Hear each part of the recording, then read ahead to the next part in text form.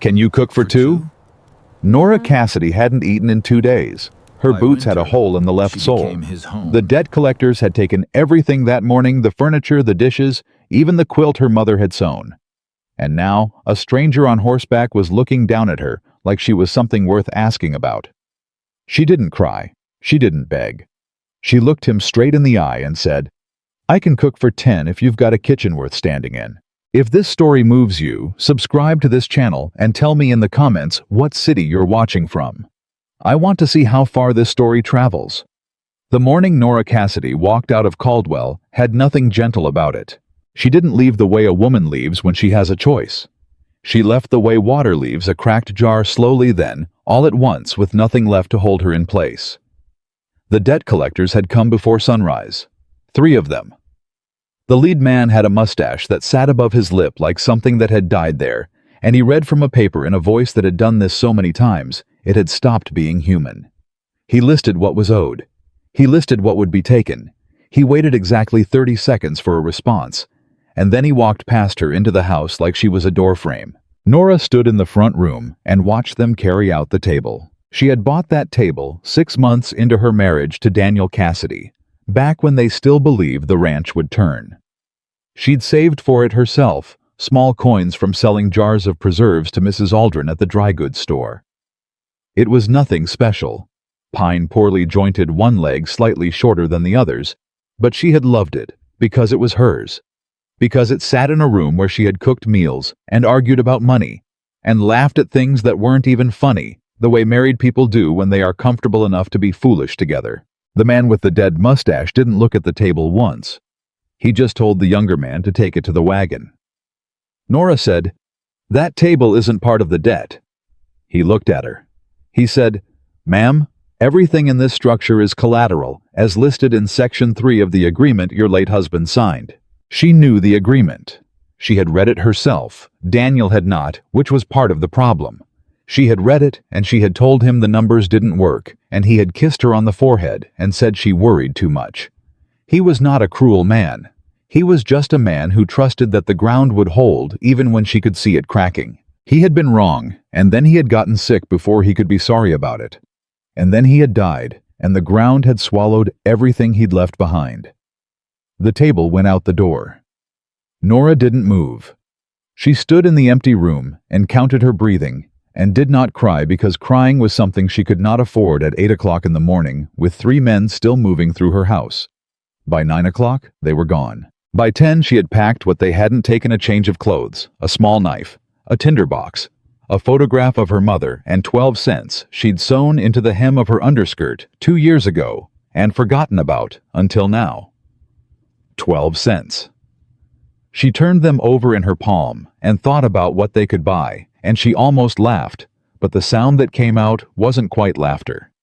She walked out of Caldwell without telling anyone she was leaving. There was no one to tell.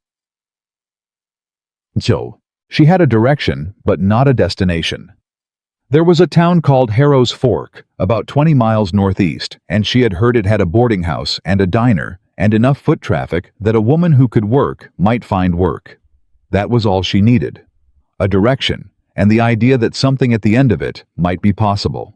The plains in October had a specific quality she had never found a word for. Not cold yet, but done with warmth. The grass had gone to yellow, and the sky stayed low and gray all day, like it was waiting for permission to do something.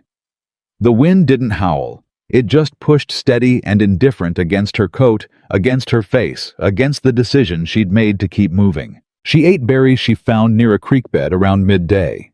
They were dry and barely sweet, and tasted like the idea of food rather than food itself. She drank from the creek, crouching on her heels, the way she'd learned as a girl in Missouri, and she let the cold water run over her fingers for a moment before she stood back up. Keep moving. That was the only rule she had. By mid-afternoon, her feet were wrong. The hole in her left boot had let in moisture from the grass, and the wet had worked its way into her sock and up through her ankle, and every step on that side had a specific miserable quality to it that required concentration to ignore. She concentrated. She kept moving. She thought about Daniel exactly once, And then she put him away because thinking about him required a kind of emotion she couldn't spend right now. She would think about him later when she had a roof and something warm in her stomach. She would be sad properly with time and stillness. Right now she needed the 20 cents her legs cost her per mile, and she couldn't afford the drain. The afternoon stretched. The light came sideways through the clouds the way it does in autumn when the sun has given up on being overhead. And then her legs gave out. It wasn't dramatic. It wasn't a fall, not exactly. It was more like her body simply stopped negotiating. She had been pushing against the cumulative weight of the last 2 days, no real food, no sleep, the hours of walking, and her body finally submitted the bill and refused to wait for payment. Her knees buckled. She caught herself on the fence post, a split-rail fence running along the edge of a property she'd been walking beside for the last quarter mile, and she hung there for a moment with her forehead against the wood and her breathing coming in the wrong rhythm. She wasn't going to cry. She just needed a minute. She was still telling herself that when she heard the horse. He came from the north side of the property, moving at a slow walk, the kind of pace a man uses when he's not in a hurry, because hurrying is no longer a language he speaks. The horse was a gray roan, big and quiet, and the man on it matched the animal in some way. She couldn't immediately name both of them, long and unhurried and faintly weathered like things that had been in the elements long enough to stop fighting them. He pulled up about 10 feet from her and looked at her, not the way men usually looked at a woman alone at a fence post in the middle of nowhere. He didn't calculate. He didn't soften into concern too quickly. He just looked the way a man looks at something he is trying to understand honestly. She made herself stand up straight. She took her forehead off the fence post. She met his eyes. "I'm fine," she said, and even she didn't believe it. He didn't say anything for a moment. He looked at her boots. He looked at her coat. He looked at the bag over her shoulder and the way she was holding the fence post with one hand in a manner that was meant to look casual and wasn't. Then he said, "You come from Caldwell?" "Yes."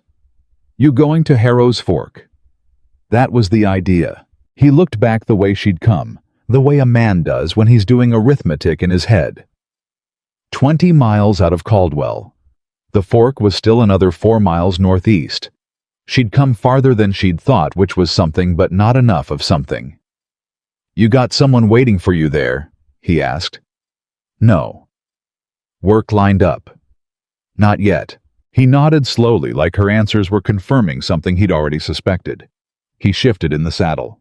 He was quiet for long enough that she thought the conversation might be over, that he'd tip his hat and ride on, and leave her to her fence post and her 12 cents and her plan. Then he asked so quietly, she almost thought she'd misheard it. "Can you cook for 2?" Nora straightened all the way. She let go of the fence post. "I can cook for 10, she said, "if you've got a kitchen worth standing in." Something moved across his face. It was brief and unreadable, and then it was gone. "It's not much of a kitchen," he said. "But it's there." His name was Ellis Brand. He said it plainly, like a man accustomed to facts, when he helped her onto the horse behind him. He didn't make it awkward. He didn't make a gesture of it. He just extended his hand and said, "Ellis Brand," and waited for her to take it, and then he pulled her up, and that was that. She told him her name, and he nodded once, and didn't repeat it back the way people do when they're performing friendliness. He just nudged the horse north, and they rode. The ranch came into view after about a mile. It was larger than she'd expected. Not prosperous, but substantial. The kind of place that had once had ambition, and was now sustaining what ambition had built. Fences that needed work, but hadn't yet failed. A barn that listed slightly, but stood. A bunkhouse with smoke coming from the chimney, which meant men, which was something she noted and filed away. The main house was 2 stories. It had a porch that ran the width of the front face. It needed paint badly, but the bones of it were sound. Ellis stopped the horse near the porch steps and helped her down.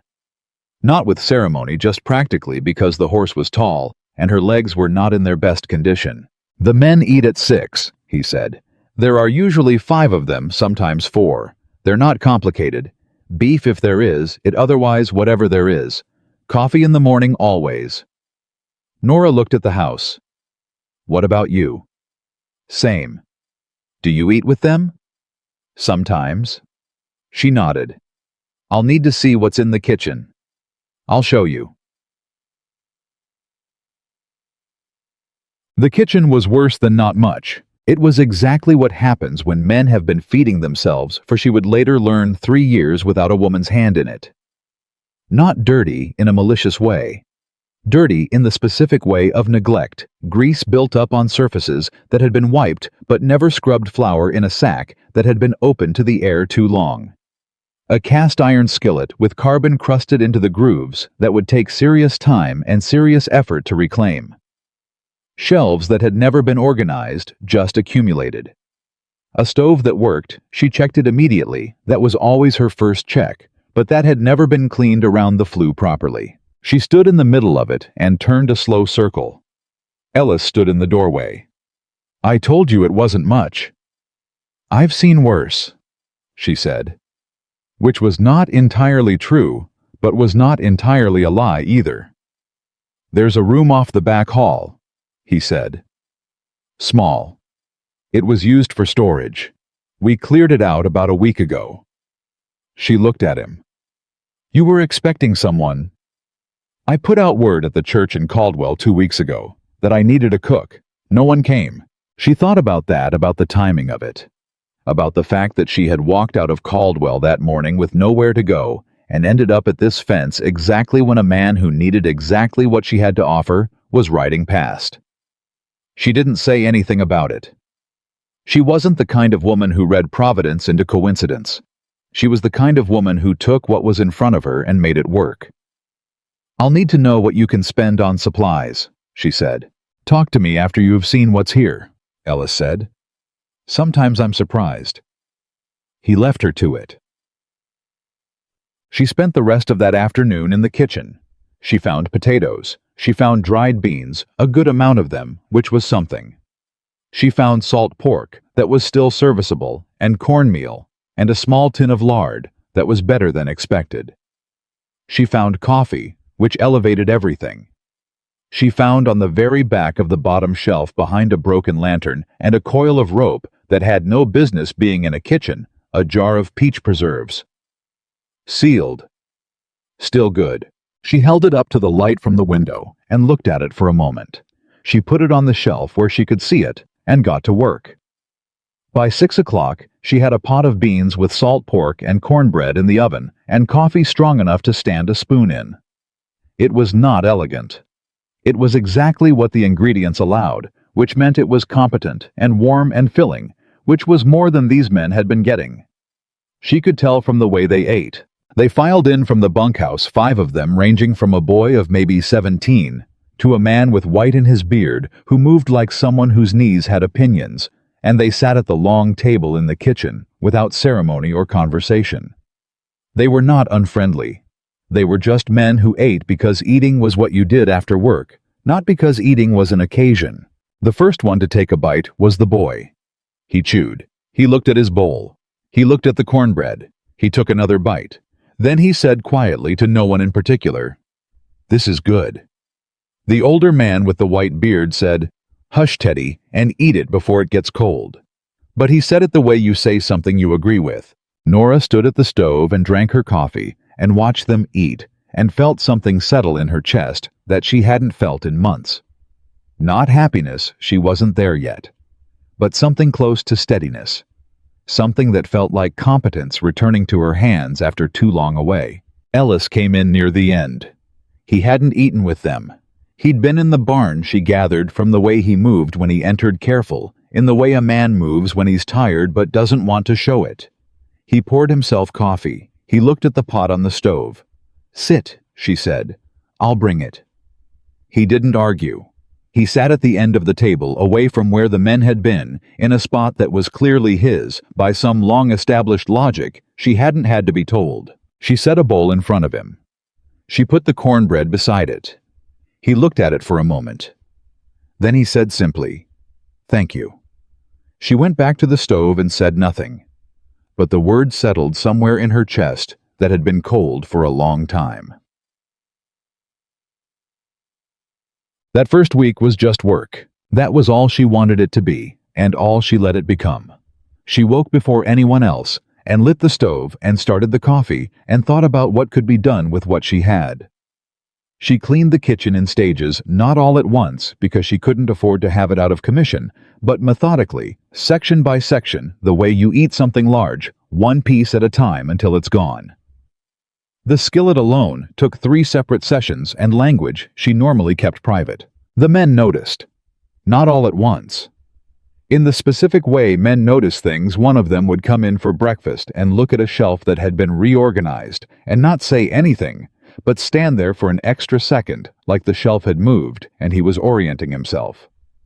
Teddy, the young one, started putting things back in the right place without being asked.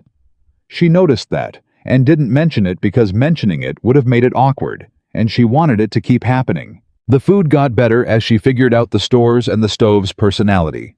Every stove has one, and as Ellis began bringing in supplies from his trips to Caldwell, with more attention to what she'd mentioned needing. He didn't always get exactly what she'd asked for, but he listened. That was more than she'd expected. On Wednesday of that first week, she found a cast-iron Dutch oven in the barn. She had gone out there for no reason she could immediately name.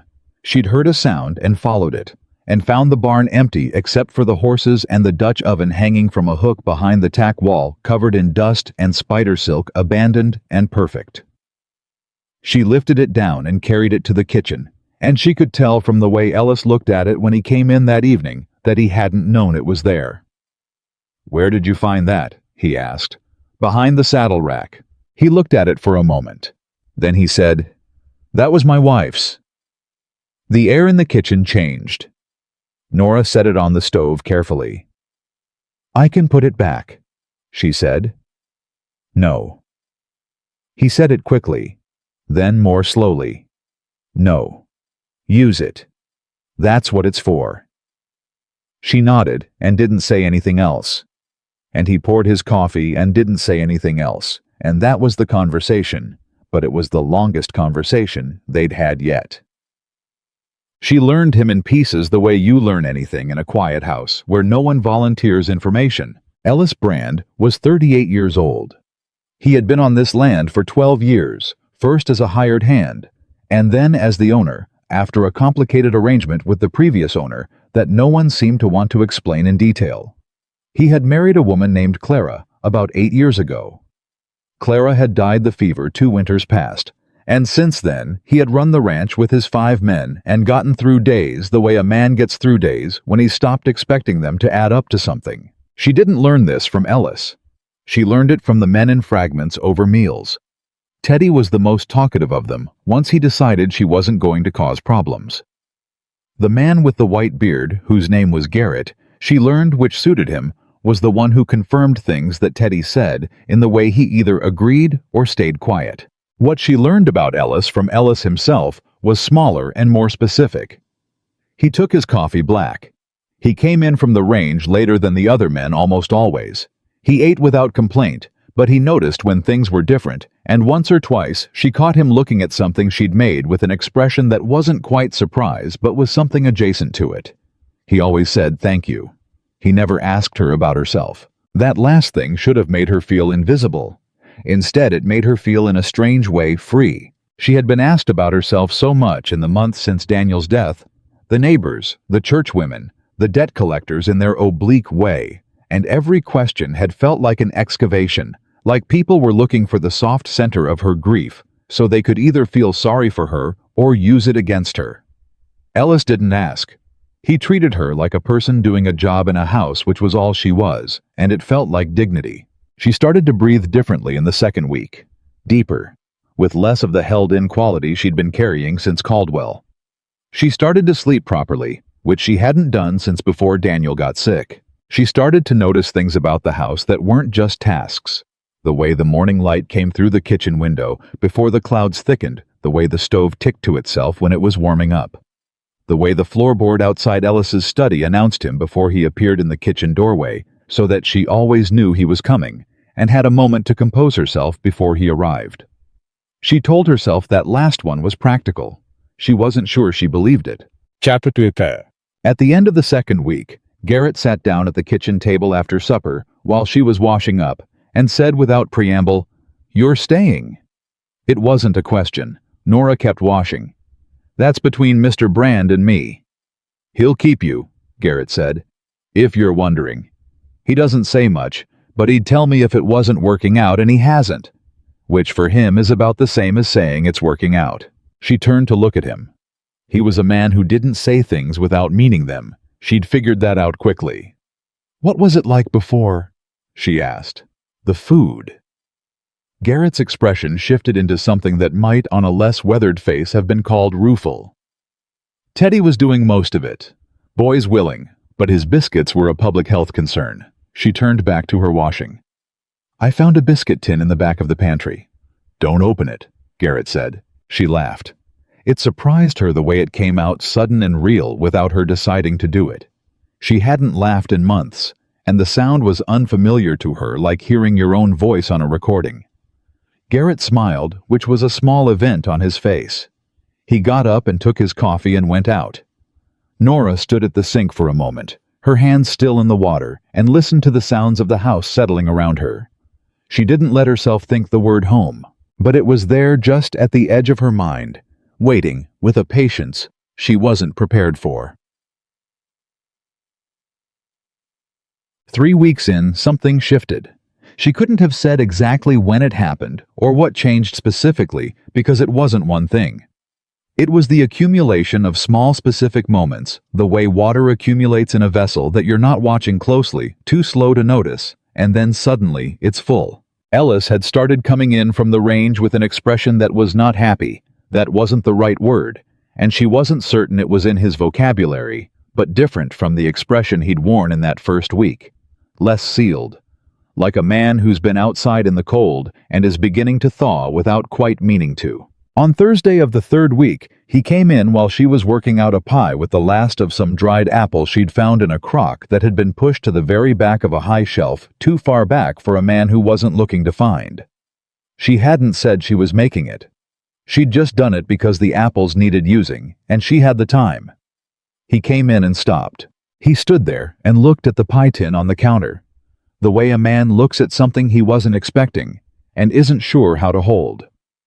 Then he said quietly, "Clara used to make apple pie in October." Nora put down the rolling pin. She didn't look at him because she could hear in his voice that he hadn't quite meant to say it, and looking at him would make it worse. "I can make something else," she said. "If it's—" "No," he said, the same quick way he'd said it about the Dutch oven. Then, "No, it's good, I just—" He stopped.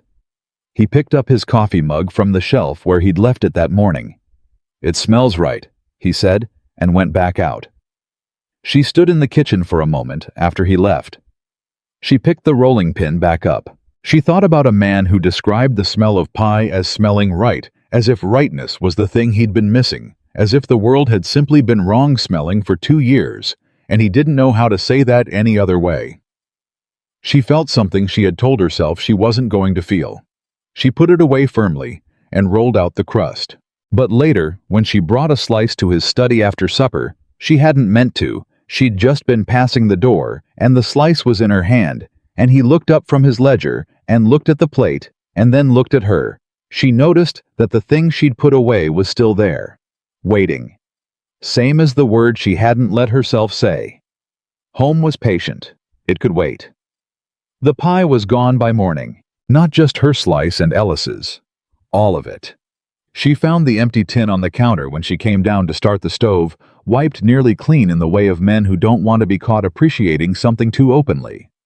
She looked at it for a moment, turned it over in her hands, then set it to soak, and started the coffee, and didn't say a word about it to anyone. But Teddy came in for breakfast with a look on his face like a man who had gotten away with something, and Garrett came in behind him with the specific dignity of a person who had eaten pie at midnight and intended to take that information to his grave. "Sleep well?" Nora asked, not looking up from the eggs. "Fine," Garrett said. "Good," she said. That was the whole conversation, but it was a different kind of silence than the first week's silence. The first week had been the silence of strangers being careful. This was the silence of people who had already negotiated something without words and were comfortable inside it. She was starting to understand how this house communicated. The work expanded as she settled into it the way work always does when someone is actually paying attention. She began to see not just what needed doing in the kitchen, but what the whole house needed: small things. Specific things. The kind of thing that accumulates when there's no one whose job it is to notice. A window latch that didn't catch properly and let cold air slide in along the sill every time the wind came from the north. A step on the back staircase that had gone soft and would eventually give way under someone's boot and send them down hard. Curtains in the main room that had faded to the color of old newspaper and let in more cold than light. She didn't ask permission. She fixed the latch herself with a piece of wire she found in the shed. She mentioned the step to Garrett because he was the one who seemed to have a practical knowledge of the property's needs, and he had it shored up by afternoon. The curtains she set aside as a project for later when she had time and material. Ellis noticed the latch on a Wednesday evening. She watched him put his hand on the window frame. Out of habit, he'd been doing it for months. She could tell the automatic reach of a man who'd learned to hold the window against the draft. And then his hand met the solid catch and he paused. He looked at the latch. He looked at her. She was stirring something on the stove and kept her eyes there. He said nothing. He sat down and poured his coffee. But later, as she was setting the supper table, she heard him in the next room say something quiet to Garrett that she couldn't make out, and Garrett said something back, and then there was a pause, and Garrett said louder, but still not loud enough to be meant for her ears. She doesn't wait to be asked. That's the difference. She kept setting the table. She filed it away in the part of her that was keeping track. November came in cold and certain. The ranch contracted inward the way working ranches do. As the season turns, fewer hours outside, more time spent on close work. The kind of maintenance and preparation that defines the gap between ranches that survive winter and ranches that don't. The men were in the barn more. Ellis was at his desk more. The house held more people for more hours and became louder in a specific inhabited way she hadn't expected to like and did. She expanded the meals. Not in extravagance. She had no budget for extravagance and wouldn't have spent it that way if she had, but in care. She made stock from bones. She made bread twice a week because fresh bread is one of the things that the cold calls for in a way that nothing else answers. She made a pot of soup that was technically beans and ham hock and onion, but was in practice something that caused Teddy to eat 3 bowls without speaking and then sit back in his chair and look at the ceiling like a man who has briefly encountered God. "That's the same soup my grandmother made," he said to no one in particular. Garrett said, "Your grandmother was from Missouri." Teddy looked at Nora. "Are you from Missouri?" "I am," she said. He nodded, like this explained something fundamental about the nature of the universe. Ellis at his end of the table said nothing. But she caught the small shift at the corner of his mouth, the thing that happened on his face sometimes when something pleased him and he didn't want to act pleased, and she looked away before he could notice she'd seen it. It was the bread that undid something, though she wouldn't admit it that way at the time. She had been baking the second loaf of a Thursday batch when Ellis appeared in the kitchen doorway mid-morning. Which he never did. Not usually mid-morning, was when he was out with the men or in the barn or in his study. Working numbers she had not yet seen, but was beginning to understand, were worrying him. He stood there for a moment, like he wasn't sure what had drawn him in, and she didn't look up from the counter because she was in the middle of something that required attention. "You don't have to make 2, he said. "1 gets eaten before it cools," she said. 2 lasts through the next morning. He came in properly then. Not to eat. He'd already had breakfast, but in the way of a man who has been alone with his own thinking too long and needs something different in the air around him. He poured coffee. He stood at the counter with his mug and watched her work, and she let him, because she had 4 siblings, and she knew the difference between watching that intrudes and watching that simply needs company. "How long were you married?" he asked. She kept kneading. 4 years. "Were you?" He stopped, started again. Did you know before he died that the debt had gotten that far? She thought about lying. She thought about the polite version, the one that protected Daniel. Then she thought about the fact that this man had a study full of papers that were worrying him, and he was standing in her kitchen mid-morning on a Thursday, and those two things were probably connected. Yes, she said. I knew. Did he? She pressed the heel of her hand into the dough. He knew and he didn't know, if that makes sense. He knew the numbers were bad. He didn't believe the outcome was possible. Some people can't see the end of a road until they're standing at it. Ellis was quiet for a moment. I understand that, he said in a voice that meant he understood it from the inside. She let that sit for a moment before she spoke again. Are you standing at a road, Mr. Brand? He was quiet long enough that she thought he might not answer. Then, not yet, but I can see it from here. She turned the dough and didn't look at him. Is it the cattle prices? Another pause. What do you know about cattle prices? I was a rancher's wife for 4 years. I kept his books when he let me. She glanced up briefly. He didn't always let me. Ellis looked at her for a moment, the longer assessing look that he used when he was recalibrating something. The prices dropped in September, he said. We had a hard autumn, lost 3 head to something we never identified. The winter supplies cost more than I estimated. She nodded slowly. Can I see the ledger? He said nothing for a long moment, not because he was offended she could read that much about him by now. He was simply deciding. There was a privacy to a ledger, a vulnerability that was particular to men who had built things with their hands and didn't like to show the seams. After supper, he said. If you want. She shaped the loaf and said, I want. She looked at the ledger after supper while the men were in the bunkhouse and the house was quiet. Ellis sat across the table from her with his coffee and let her go through it at her own speed, which she appreciated because she needed to go through it twice, once for the raw numbers and once to understand the reasoning behind them. The reasoning behind some of them was sound. The reasoning behind others was the reasoning of a man who was good with land and cattle and had a loose grasp on the way money moved, in the particular modern way it was beginning to move in Wyoming Territory in 1883, which was more complicated than it had been 10 years ago and would be more complicated still in 10 more. There was a bank loan from 2 years ago after Clara's illness. She noted, though she didn't say it, that had terms that were aggressive and had been signed without she suspected being read closely enough. She recognized that error. She looked at the interest rate. She set her jaw. This rate, she said, keeping her voice even. Did you negotiate this, or did they present it as standard? Ellis looked at where her finger was on the page. They said it was what they offered for agricultural loans. It's not, she said. Or if it is, it's the high end of what they offer, and they offer it to people they think won't ask questions. She looked up. Did you ask questions?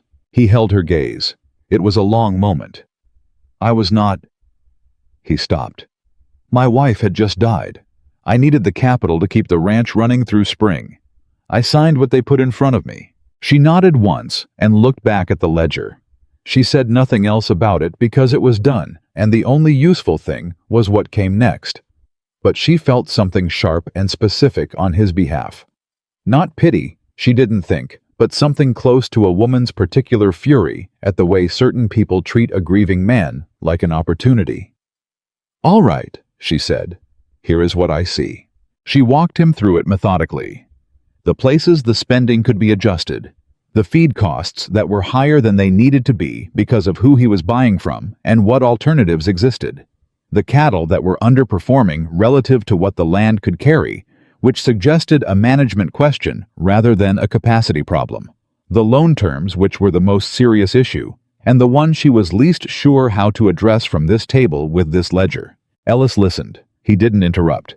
He didn't get defensive, which she had half expected, because in her experience, men with ledgers often got defensive when a woman pointed at the wrong numbers.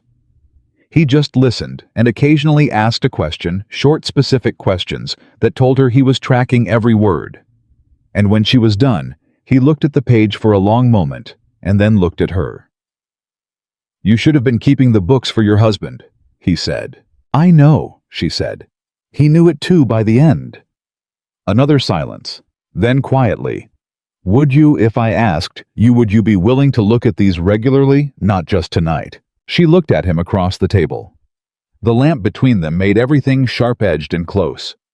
He was looking at her the way he'd looked at her over the fence that first day, trying to see something clearly without agenda or flattery, just the honest assessment of a man trying to understand what was in front of him. "Yes," she said. "I'd be willing." He nodded. He picked up his coffee. He looked back at the ledger, and she saw in his face something she hadn't expected: relief. Not the small, everyday kind. The kind that comes when a person has been carrying something alone for a long time, and someone has just put their hand on the other end of it. She looked down at the numbers again and told herself that was all it was. Practical. Useful. A woman with a head for figures and a man who needed one. She told herself that clearly. It didn't entirely work. The first real trouble came on a Friday, and it came from inside the bunkhouse. She had known in the peripheral awareness you develop in any place where you're the only woman among a group of men that not all 5 of the ranch hands had adjusted equally to her presence. 4 of them had either been glad of the food and the order she'd brought, or were simply indifferent to her in a way that posed no problem. The 5th, a man named Rafe Colton, somewhere in his mid-30s, with a manner that was not openly rude but sat too close to the line, had been a different matter from the first week. Rafe didn't say anything directly. He was too careful for that or too uncertain. What he did was smaller. He was the last to acknowledge her when she came into a room, the first to push back from the table without a word. The one who sometimes asked for things in a tone that was just barely on the wrong side of how you ask a person, as opposed to how you tell a piece of furniture what to do. She managed it. That was her skill. She managed things without making scenes, because scenes cost energy, and she had work to do. But the Friday it escalated started with coffee. She had been up since before dawn. The bread required it, and she had the kitchen running and the breakfast ready, and she was finishing the last of the setup when Rafe came in early, which he didn't usually do, and poured himself coffee from the pot she'd just made, and then said to the room in general, as if speaking to no one in particular, even though she was the only other person there. Getting cold enough that a man needs someone to keep the bed warm, too, not just the kitchen. The room went completely still. Nora set down the spoon she was holding. She turned around.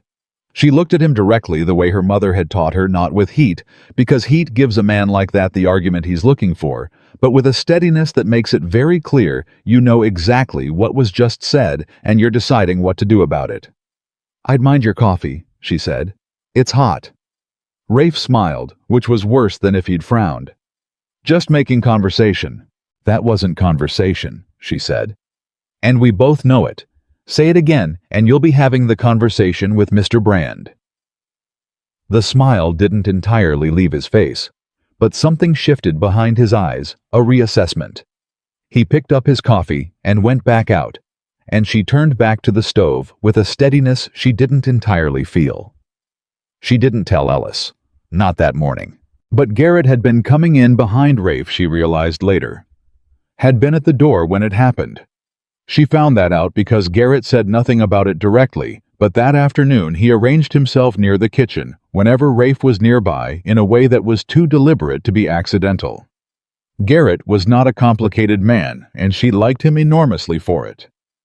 The situation resolved itself 3 days later. She didn't know exactly what was said or who said it. She only knew that on Monday evening, Ellis asked her if she'd had any trouble with any of the men, and she looked at him and understood that someone had already told him something. "Nothing I couldn't handle," she said. He looked at her for a moment. "That's not what I asked." She held his gaze. "Rafe Colton made a comment. I addressed it. It hasn't happened again." Ellis nodded slowly. Something in his jaw had changed, a tightening subtle but there. "If it does," he said, "you tell me directly. Not after." "I will." He looked at her for another moment, like he wanted to say something else, and was deciding against it. Then he nodded once more and went back to his study. The next morning, Rafe ate breakfast without looking at her. He left for the range with the other men. He came back at supper and ate and said nothing. And whatever had been adjusted in that bunkhouse conversation she hadn't heard had apparently stuck, because that was the last of it. But she registered what Ellis had said. "You tell me directly." It was not the instruction of a man who considered her a cook and nothing else. It was the instruction of a man who was, however slowly, however guardedly, thinking of her as someone whose well-being was his concern. She registered that. She filed it somewhere careful. The thing about doing the job well is that it changes you, not just the thing you're doing. Nora had known this in an abstract way, the knowledge that comes from being raised by a woman who took competence seriously as a moral value. But she understood it differently now in her body, in the specific daily rhythm of this house. She had come here hollow in a way she hadn't admitted to herself, hollowed by grief and debt, and the long, slow failure of things she'd tried to hold together, and the work had been filling her back in. The same way it had changed the kitchen, the same way it had changed the air in the main room, it was changing her. Giving her back her edges. She started to have opinions again, small ones at first. She had an opinion about where the firewood should be stacked relative to the back door. She had an opinion about how Teddy held a knife when he helped her in the kitchen on rainy afternoons, when there was nothing else for him to do. He held it like he was afraid it was going to run away from him, which meant his cuts were inconsistent and his knuckles were always in danger. She taught him the right grip without making a production of it. He practiced it with the concentration of someone learning something that mattered. Larger opinions came after. She had an opinion private but distinct about the feed supplier Ellis was using in Caldwell because the quality had been inconsistent for the last 2 deliveries, and the price hadn't moved to match the quality, and that was either sloppiness or something less innocent, and either way, it was costing the ranch money it didn't have to spare. She mentioned this carefully one evening when they were at the ledger together. Ellis looked at her. "Matt's been supplying this ranch for 6 years. "That doesn't mean he's done it well for 6 years, she said. "It means no one's checked in 6 years. She slid a page toward him. "Look at the purchase weight versus the estimated yield. These 3 deliveries going back to June." He looked.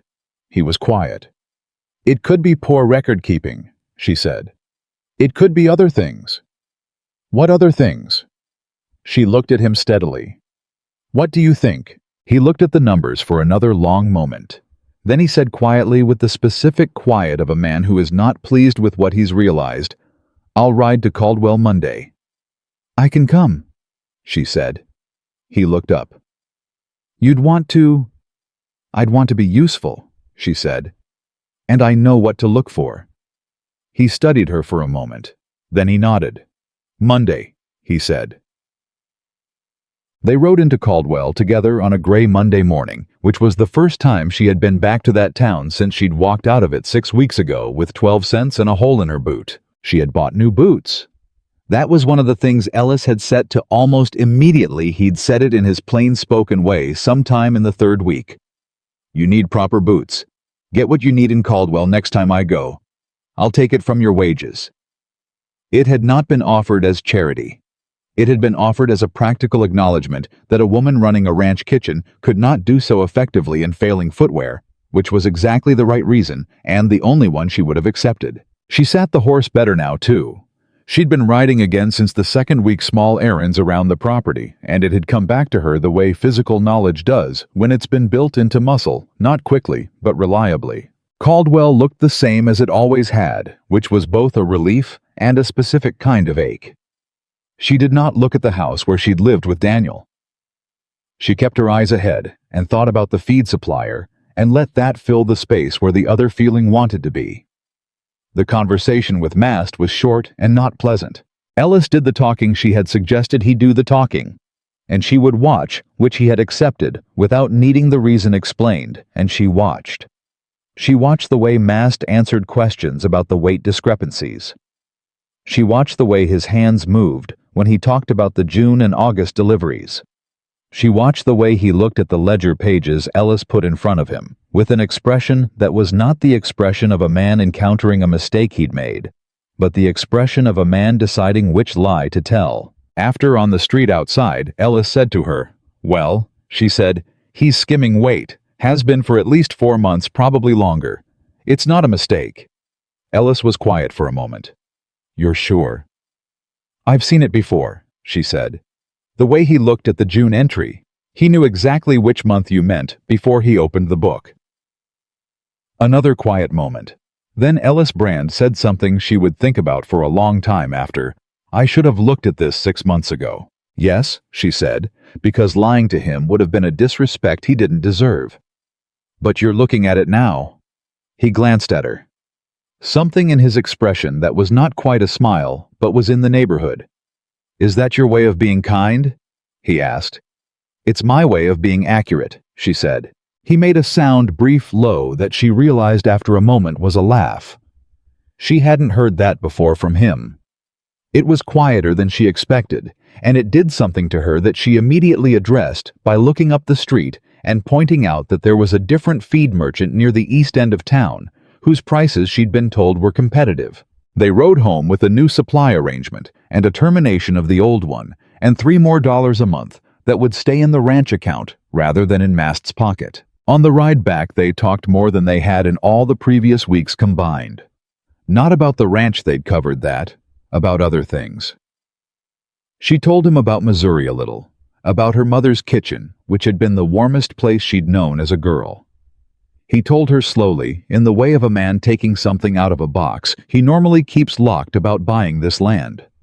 About the first winter when the pipes froze and one of the cattle walls came down in a storm, and he'd spent 3 days rebuilding it in temperatures that should have made it impossible. "Why did you stay?" she asked. He thought about it. "Because giving up would have meant it had all been wrong," he said, "and I needed it to have been right." She understood that completely. She said so. He looked at her sideways the way he did when something she said landed with more weight than he'd expected. Then he looked back at the road. They rode the rest of the way in silence, but it was the warmest silence she'd experienced since before Daniel was sick, since the time when silence between two people meant they were comfortable enough not to need words. She noticed it. She told herself she was simply tired from the ride. She was starting to run out of things to tell herself. It was Teddy who said it first, with the specific indiscretion of youth. He said it on a Tuesday evening to Garrett, but at the volume of a person who hasn't yet learned that walls are thin. She was in the kitchen, and they were in the next room, and he said with the uncomplicated certainty of 19 years old, "He's different since she came." Garrett said something too low to hear. Teddy said, "Good different. Like he's, I don't know. Like he remembers there's a reason to come inside." She stood at the counter and heard that and held very still for a moment. Then she went back to what she was doing. But the feeling that had been waiting at the edge of her mind, the one she hadn't let herself name, had just taken one quiet, certain step closer, and she was not sure she had the energy left to keep it at the distance she'd been keeping it. Somewhere in the house, a floorboard announced Ellis coming down the hallway. She heard him stop outside the kitchen door. He didn't come in right away. He stood there for a moment on the other side of the door, and she thought about the fact that she could tell it was him from the specific sound of his step, and that knowing that about a person was the kind of knowing that didn't stay manageable for very long.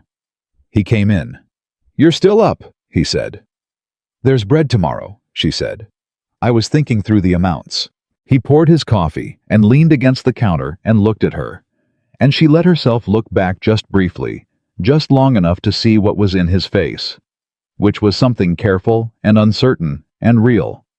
Something that had not been in his face 6 weeks ago, when he'd pulled her up onto his horse and ridden home without promises. She looked back at the counter. "Get some sleep," he said finally. "The bread will sort itself out." She almost said what was in her chest. She didn't. She said good night and let him go, and then stood in the kitchen by herself and listened to the house settle around her and thought about a man who had come alive by degrees so slowly she'd almost missed it, the way you almost miss the moment winter begins to turn. She hadn't missed it. She just wasn't ready for what came next. She didn't sleep well that night. Not because anything had been said, because of everything that hadn't been.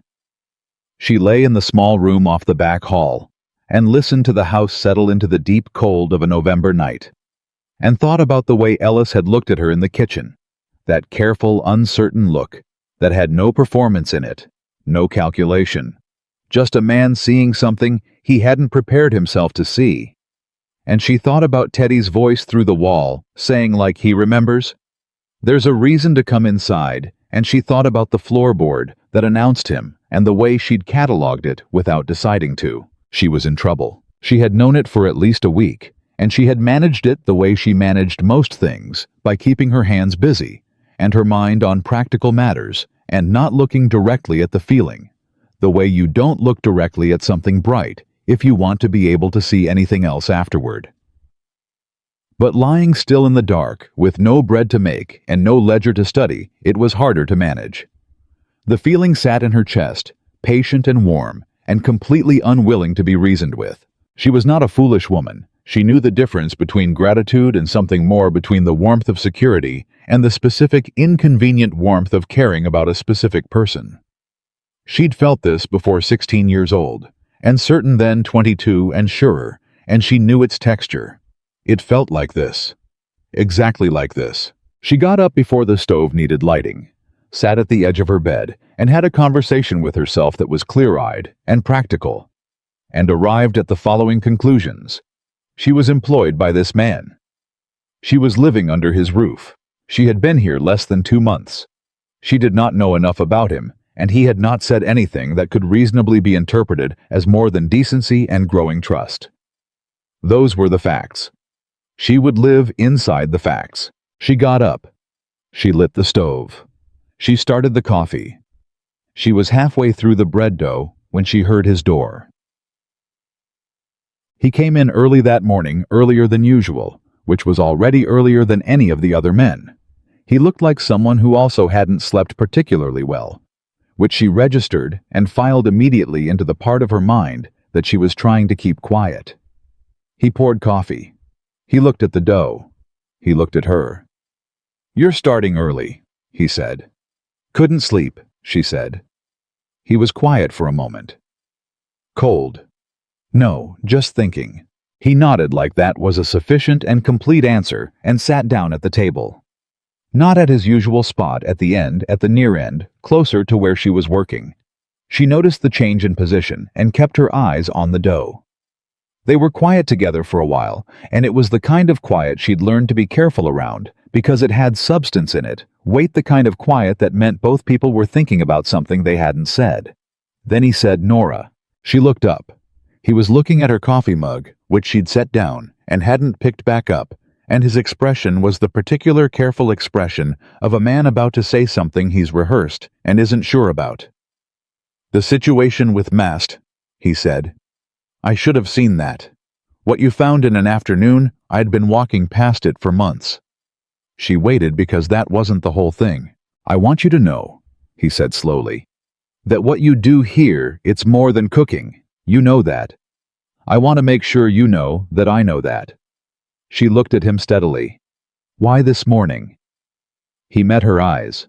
"Because I've been owing you that sentence for a while, and I kept finding reasons not to say it." Something in her chest moved. She held it. "Thank you," she said. He nodded and picked up his coffee, and that was the end of it, but it wasn't the end of anything. The second week of November arrived with ice on the pump handle every morning, and the specific sound of winter claiming territory it had been approaching for weeks. The men worked shorter days outside, and longer days in the barn, and the bunkhouse and the kitchen became the warm center of gravity that everything else orbited. She cooked for longer windows, kept things hot, kept coffee ready at all hours, and found a satisfaction in it that she recognized as belonging to something larger than the job. She was building something. She understood that now, with a clarity she hadn't had in the first weeks. Not just the meals, not just the ledger work. Something she didn't have a precise word for, a kind of ordered life, a warmth that went into corners of a house that had been cold for years. She could feel it the same way you feel a room temperature shift gradually, and then undeniably. Ellis felt it too. She could tell because he began to change in small, specific ways that she would have missed if she hadn't been paying the kind of attention she was trying not to pay. He started coming in from the range earlier. Not dramatically 15 minutes, sometimes 20, but consistently enough that she noticed.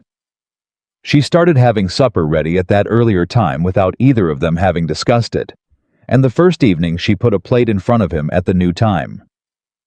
He looked at her for just a second, with something in his eyes that was close to undone. He didn't comment on it. She didn't either. They had gotten very good at not commenting on things. Chapter. The letter arrived on a Thursday.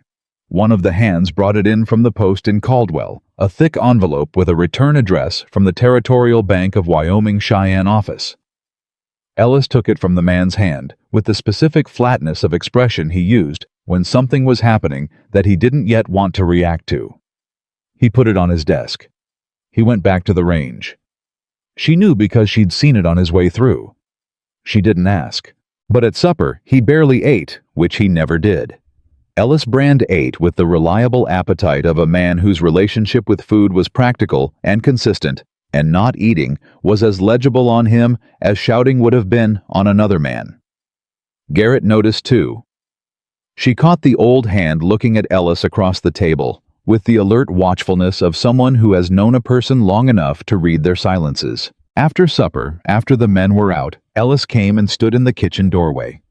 She was at the stove and she turned before he spoke because the floorboard had told her he was there. "The bank," he said, "has sent me a notice." She kept her voice even. "What kind of notice?"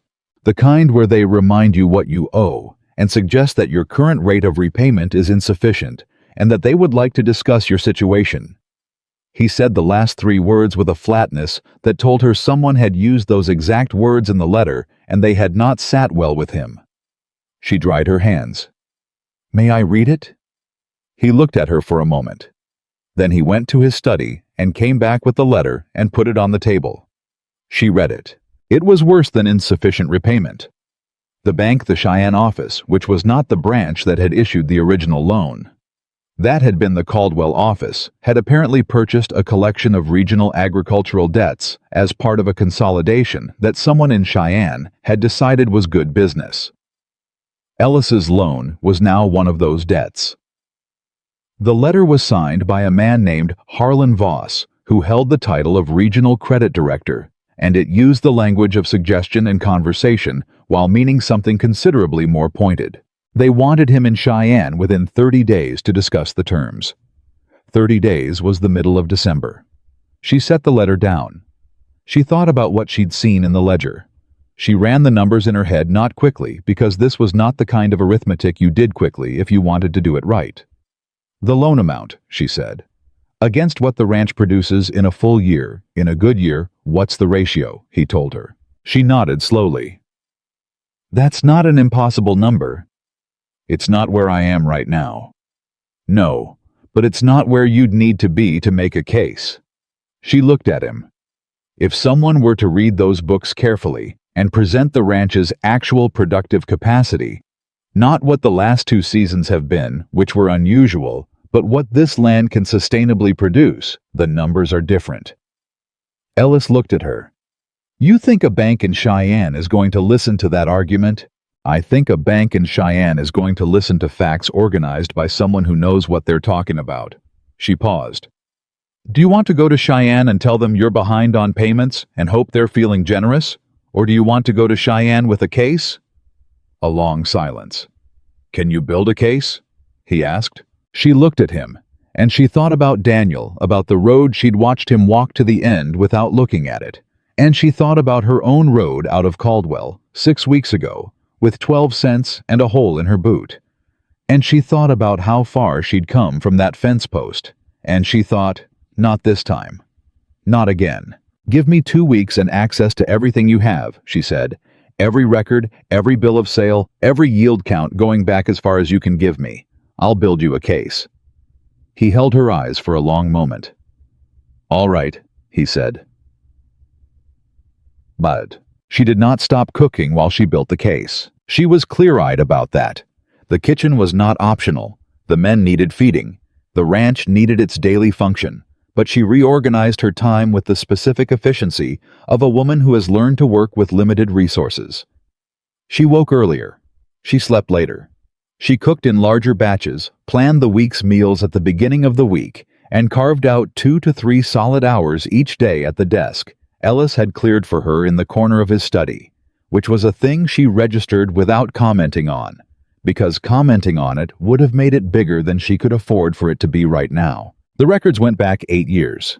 The first 4 before Clara's death were in a different hand, organized with a neatness and consistency that told her something about the woman who'd kept them. Clara Brand had known what she was doing with numbers. The records after were in Ellis's hand, messier, less organized, the records of a man keeping track of things because they had to be kept track of rather than because he understood what the keeping was for. She built a picture from both sets. The ranch's productive capacity at full function was considerable. The land was good. The cattle, when managed at the right numbers, yielded well. The problem was not the land or the cattle. The problem was 3 things: the loan terms, which were aggressive, 2 consecutive bad seasons, which were real but anomalous, and the operational costs, which had drifted upward over 3 years in the specific way costs drift when no one is watching them. That last one she could show had already been addressed. The feed supply change alone would save a measurable amount annually. The other adjustments she'd made and proposed would add to that. She could show the trajectory where the ranch had been, where it was now, where it would be in 12 months if the current corrections held. She built it into a document organized section by section, written in the plain language that she knew from watching her father deal with banks was the language banks actually listened to. Numbers, dates, projections, the specific logical chain of cause and effect that left no room for interpretation. She finished the first draft on a Tuesday night at close to midnight. She sat back and read it through. It was good. She knew it was good, the way you know a thing when you've put real work into it and it has come out right. Not perfect. She'd revise it, but sound. She put it down and went to the kitchen for water, and she found Ellis there, standing at the stove in the near dark, his hands around a coffee mug, looking at nothing. "You should be sleeping," she said. "Couldn't?" he said. She poured water. She sat down at the table. After a moment he sat down too, across from her, and they were in the same configuration as all those ledger nights, the lamp low between them, the house quiet around them. "It's done," she said. "The first draft. I'll go over it again tomorrow. It's solid, Ellis." She'd used his first name without meaning to. She registered it a half-second after. He registered it too. She could see it in the brief change in his expression, something that opened and then carefully closed again. But he didn't remark on it. "You believe it," he said. "The case you've built." "I wouldn't hand it to you if I didn't." He turned the mug in his hands. He was quiet for a moment. Then he said in a voice that was lower than his usual speaking voice and had something careful inside it. "When you came here, when I asked you that question at the fence, I want to be honest with you about this. I was not in a good way. I was doing what needed doing every day, but I had stopped seeing past the day. Does that make sense to you?" "Yes," she said quietly. "You changed that." He looked up. "And I don't mean the food or the kitchen or even these books. I mean something about this house started feeling worth coming back to, worth planning for." He stopped. His jaw worked once. "I'm not saying this right." She held very still. "You're saying it fine. I don't want you to leave when the thing with Cheyenne is settled. Whatever happens." The kitchen held that sentence for a moment. She thought about the facts she'd laid out for herself at 4 a.m. a week ago. She thought about how far those facts had gotten her. "I don't want to leave," she said. He looked at her directly. Something shifted in his expression, not relief exactly, but the release of something he'd been holding in position with significant effort. "All right," he said. And then they both sat there in the kitchen in the low lamplight, and said nothing more because it didn't need more, and she thought, this is the most honest conversation I have had with a man since before Daniel got sick, and it was conducted almost entirely in 4 words at a time, and it was enough. Say, she revised the document. She went over it 3 times. On the 4th reading, she found 2 errors in the projections minor, but she corrected them because minor errors in a document meant to persuade a banker are not minor. And on the 5th reading, she was satisfied. She brought it to Ellis on a Thursday afternoon, the full thing, 16 pages written in her clear hand on paper she'd asked him to bring from Caldwell. He read it at his desk while she stood near the window and didn't watch him. She could hear the sound of pages turning. He read slowly, which she'd expected he was reading to understand not to get through it. He finished. He sat back. "Nora," he said. She looked at him. "This is—" He put his hand on the document. He stopped. He was not a man who had many words for the moments when words were what the moment required. She watched him work on it. "This is the ranch as I know it should be," he said finally. "Not the way it's been.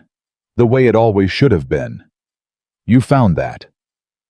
Something warmed in her so broadly she had to look away.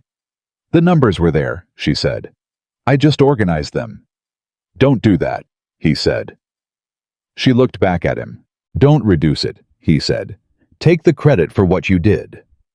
She held his gaze for a moment. "All right," she said. "I built you a good case." "Yes," he said. "You did." The news about Harlan Voss arrived before Harlan Voss did. Garrett brought it in from Caldwell on a Saturday, picked up from the post, along with the weekly supplies, a second letter. This one shorter, stating that Mr. Voss would be coming to the ranch directly rather than waiting for Ellis in Cheyenne. He would arrive in approximately 10 days. He expected to examine the property and review the situation on site. Ellis read the letter at the kitchen table and said nothing. Nora read it after him and said nothing either for a moment. Then, "He's coming here to see whether it's worth saving or worth taking." Ellis looked at her.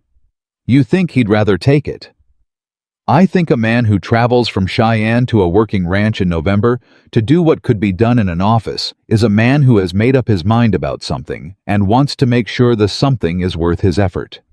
She set the letter down. "But he hasn't read what I've written." Ellis held her gaze. "No," he said. "He hasn't." "Let him come," she said. "We're ready." She said "we" without thinking about it. Ellis didn't flinch at it. Neither of them acknowledged it the same way they were getting very good at not acknowledging the things they both heard. But Garrett, who had stayed in the kitchen doorway long enough to hear that last exchange, turned and went out with the specific expression of a man who has just confirmed something he already knew. She spent the next 10 days with one eye on the kitchen and one eye on the document. Not revision, she'd done that. Preparation. She thought about every weakness in the argument and found answers for each. She thought about what a bankman from Cheyenne would object to, and she built preemptive responses. She talked to Ellis in the evenings after supper, and she asked him questions about the history of the land and the specific circumstances of the bad seasons and the decisions that had led to the decisions, and he answered them, all of them, with a candor she hadn't entirely expected, because she understood it was not easy for him laying out his errors alongside his reasoning, but he did it anyway because he had decided to trust her, and he honored that decision even when it cost him. She respected that more than she could have said. On the 4th evening of this, he said, "Ask me something that isn't about the ranch." She looked up from the paper in front of her. "What? You've been asking me questions for 4 nights. Ask me something that isn't numbers." She looked at him for a moment. "All right." She thought about it. "What was the thing that made you decide to stay on this land? The real thing, not the thing you told me before about not wanting to be wrong."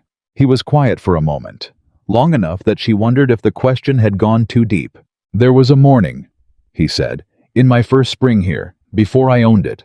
I was up before anyone just to walk the property the way I did sometimes when I needed to think.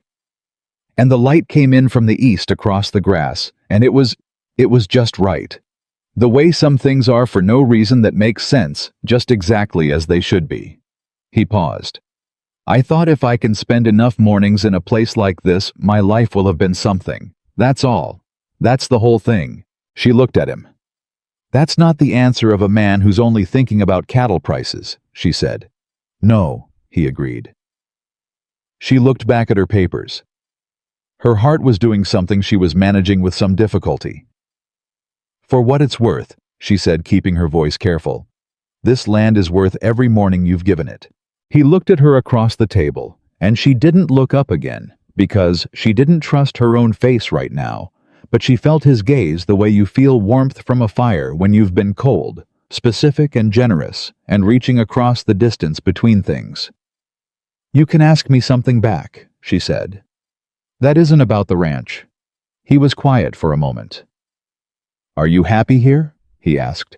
She did look up then. He was watching her with that direct, unguarded look, the look he used when he wanted to know something truly, and was willing to let her see that he wanted to know.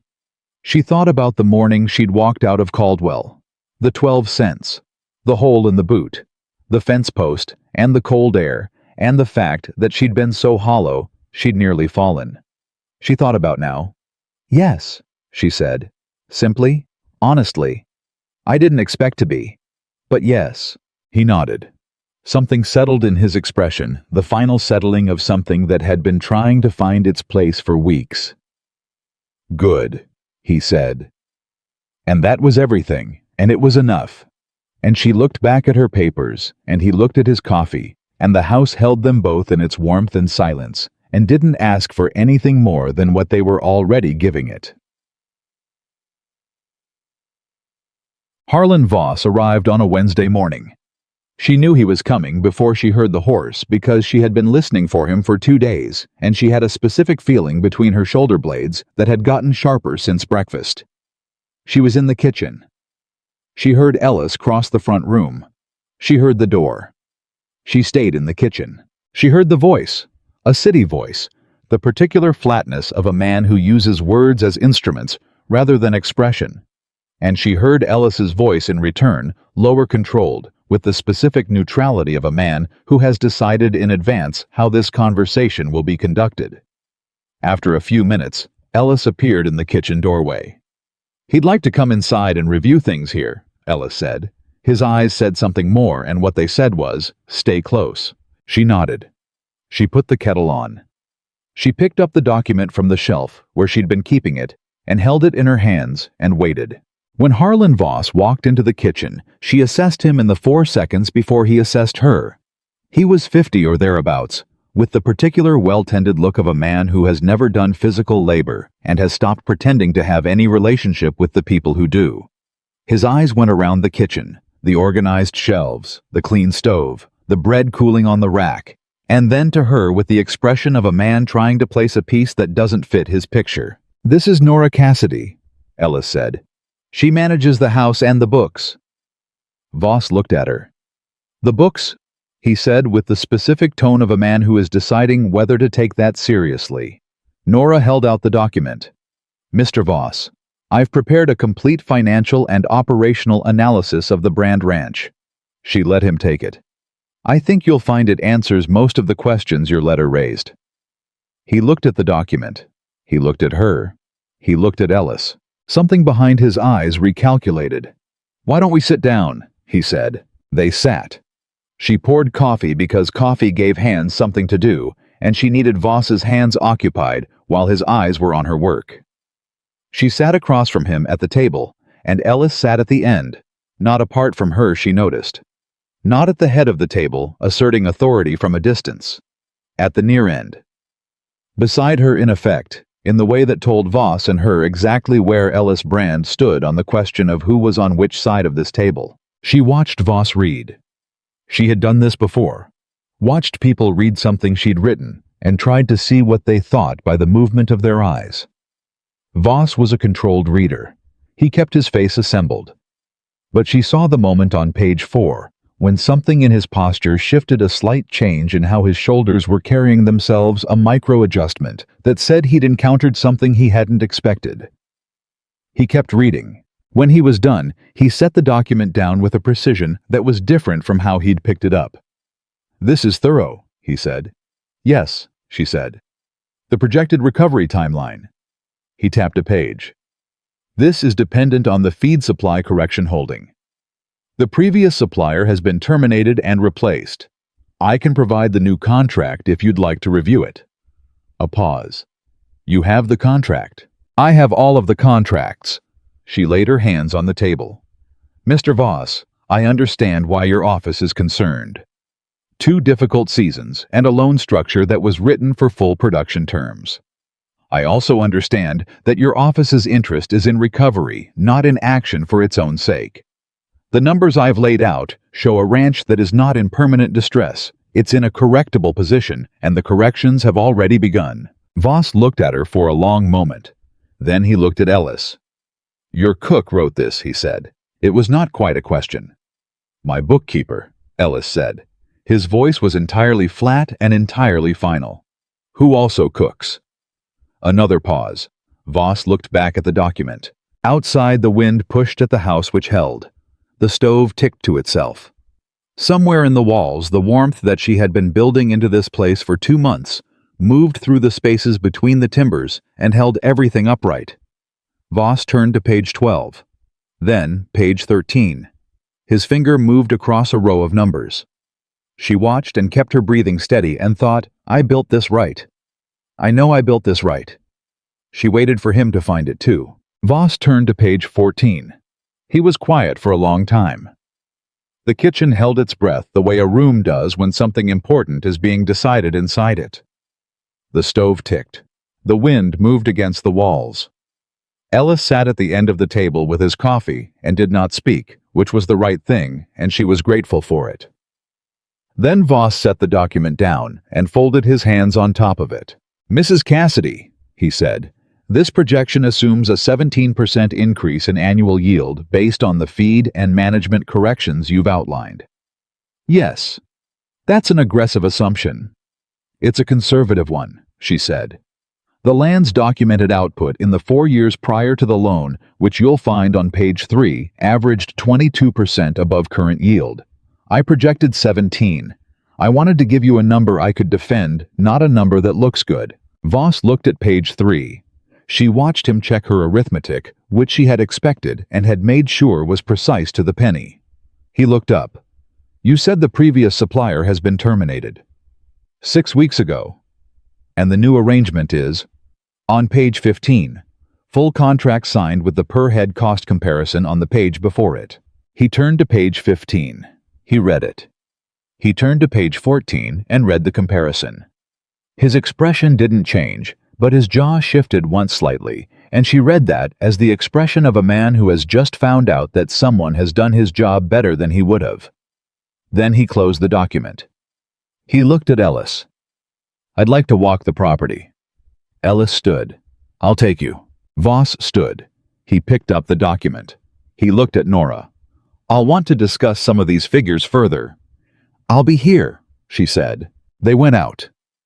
She poured herself coffee and sat at the table and put both hands around the mug and let herself breathe. The document was good. She knew it was good. But good documents and favorable outcomes were not the same thing, and she understood that. And she understood that Harlan Voss had come here with a purpose that a good document might redirect, but might not stop entirely depending on what that purpose was. She needed to know what that purpose was. She got up and went to Ellis's study. She was not looking for anything in particular. She was looking for whatever was there to be found, which was a different kind of looking, the kind that requires you to be open to surprise rather than confirmation. She had been in this study every day for 2 weeks, and she knew its contents well. But she went through them again now with the specific question in mind. What does Harlan Voss actually want from this ranch? The original loan documents. She pulled them out and read them again, this time not for the numbers, but for the language. Legal language in financial documents is like a room where the furniture has been arranged to direct you in a specific direction. If you pay attention, you can feel where it's pushing you. This document was pushing toward something. She found it on page 4 in a clause she had read before, but interpreted differently. A provision about collateral. The loan was secured against the land, not the cattle, not the equipment, the land itself, which was standard. But there was a secondary clause in smaller print that she had previously read as boilerplate, and now reading it with the question in mind, read differently. The clause gave the bank the right in the event of non-payment to take title to the land rather than entering into a foreclosure proceeding. Faster, cleaner, and specifically worded in a way that removed Ellis's right to a public sale, which would normally allow him to recover the difference between the debt and the market value of the property if the land sold for more than what was owed. She read it 3 times. Then she sat back and thought about a bank in Cheyenne that had bought up regional agricultural debts and the man who'd come here not to discuss payment terms but to walk the property. She thought about the railroad. She put the loan document down and went to the shelf where Ellis kept his correspondence and found not immediately, but after several minutes, a letter from 8 months ago from a land agent in Casper asking whether Ellis had considered selling a portion of his northeast acreage. She almost put it aside before she registered the name of the company. The agent represented Westward Territorial Holdings. She held the letter and thought carefully. She went back to the loan document. She looked at the date the loan had been transferred to Voss's office in Cheyenne. She looked at the date of the land agent's letter. She looked at the names. She didn't have everything, but she had enough to understand the shape of it. She put the documents back precisely as she'd found them and went back to the kitchen and stood at the stove and thought about what to do with what she knew. Ellis and Voss were outside for 45 minutes. When they came back in, Voss had the look of a man who had confirmed something he'd gone looking for. Ellis had the look of a man who had been watching Voss and had his own thoughts about what Voss had been confirming. Nora put coffee on the table. She put the document in front of Voss's place. She sat down. Voss sat. He picked up his coffee. He looked at Ellis. "The northeast acreage," he said. "What are you running up there?" Ellis looked at him steadily. "Cattle, same as the rest. The grade of that land is different from the south section. Better drainage, closer to the rail corridor." He paused. "Have you had any inquiries about it?" Ellis said nothing for a moment. Nora watched him. She could see the moment he understood the specific change that happened behind his eyes when a man realizes the conversation he's been having is not the conversation he thought he was having. "Some," Ellis said. "From whom?" "Land agents. I did not pursue it." Voss nodded slowly, the nod of a man confirming. "The bank would be willing to consider a restructured arrangement," he said. "Reduced repayment terms, extended timeline in exchange for no." Voss stopped. Ellis had said it the same way he said everything he meant, completely quietly, without heat, without ambiguity. He set his coffee mug down. He looked at Voss. "If the offer involves the northeast acreage, the answer is no. Say the rest of what you came to say." Voss looked at him for a moment. Something behind his polished expression recalculated. He looked at the document. He looked at Nora. "The bank's position," he said carefully, "is that the current repayment trajectory is insufficient to service the debt within the remaining term." "The document I've prepared addresses that," Nora said. "Page 7 through 9. The adjusted trajectory shows full servicing within term if the corrections already in place hold." "If they hold?" Voss said.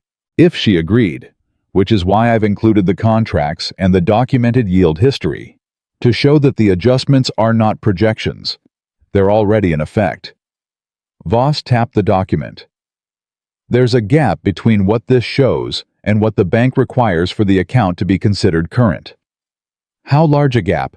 she said. It was not a question. He told her. She had expected a number.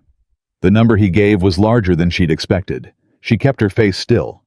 She did the arithmetic in her head how the gap had grown, why it was larger than the ledger showed what the difference represented.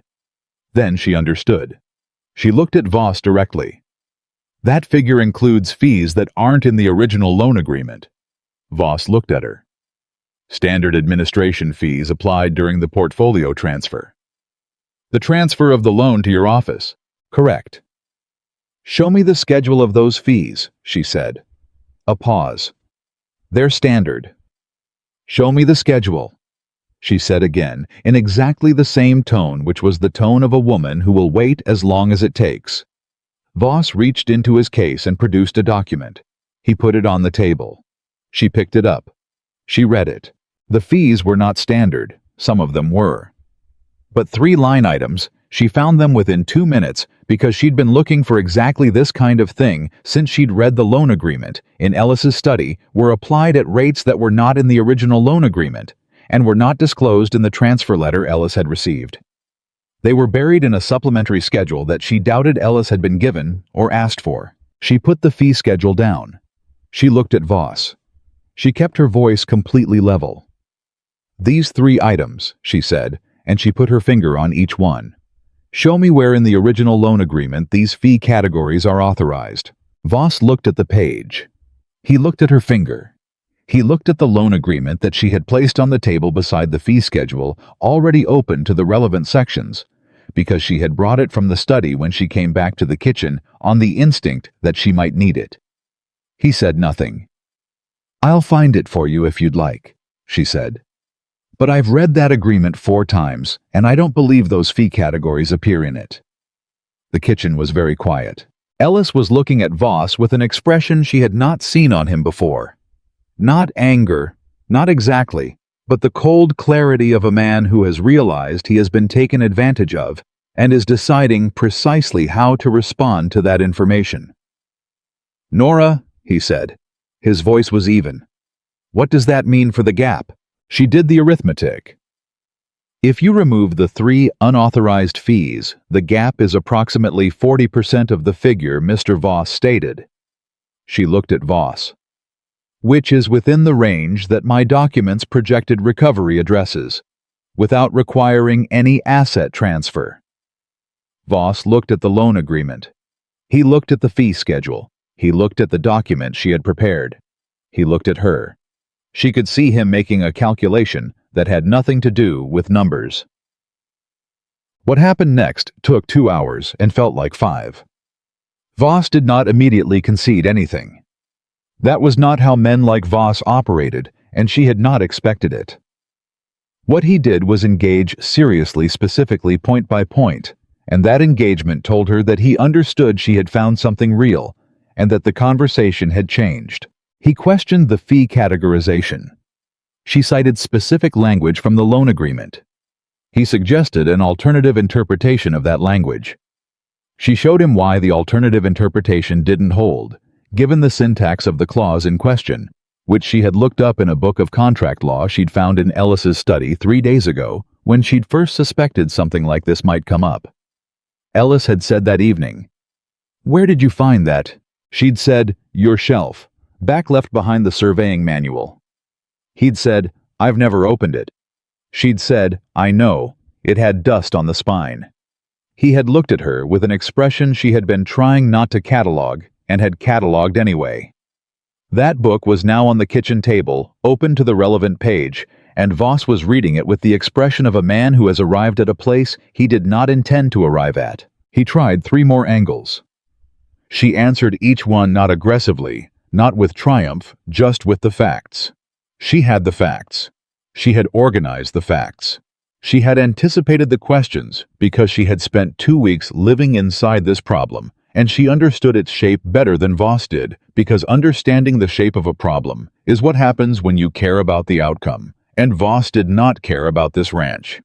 He cared about the northeast acreage and what it was worth to Westward Territorial Holdings. She didn't say that out loud. She didn't need to. It was clear to everyone at the table. At the end of the 2nd hour, Voss sat back. He looked at Ellis.